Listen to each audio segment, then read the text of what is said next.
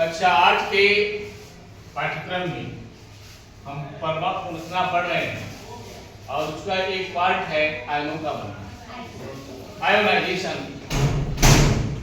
इसको हम इस तरह से समझते हैं कि किसी तत्व के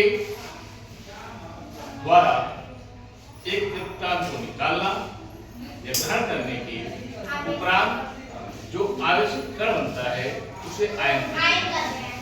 यदि वह एक इलेक्ट्रॉन को निकाल रहा है तो वह कैटायन है, और वह एक इलेक्ट्रॉन को प्राप्त एक या अधिक इलेक्ट्रॉन को प्राप्त कर रहा है तो एनायन। ठीक है, कैटायन को हिंदी में धनायन कहते हैं और एनायन को हिंदी में ऋणायन।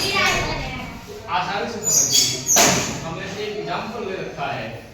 पहला है सोडियम और दूसरा है क्लोरीन।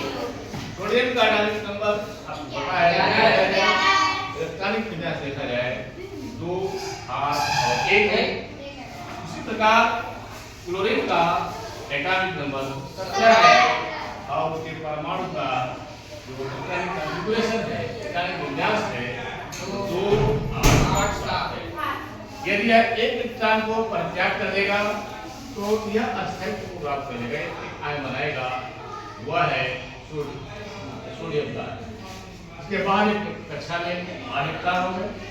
उसी प्रकार अगर एक इलेक्ट्रॉन को प्राप्त कर लेता है तो इसके बाद कक्षा में भी 8 इलेक्ट्रॉन होंगे। लेकिन यह प्राप्त करने के बाद पॉजिटिव चार्ज हो गया और यह प्राप्त करने के बाद नेगेटिव चार्ज।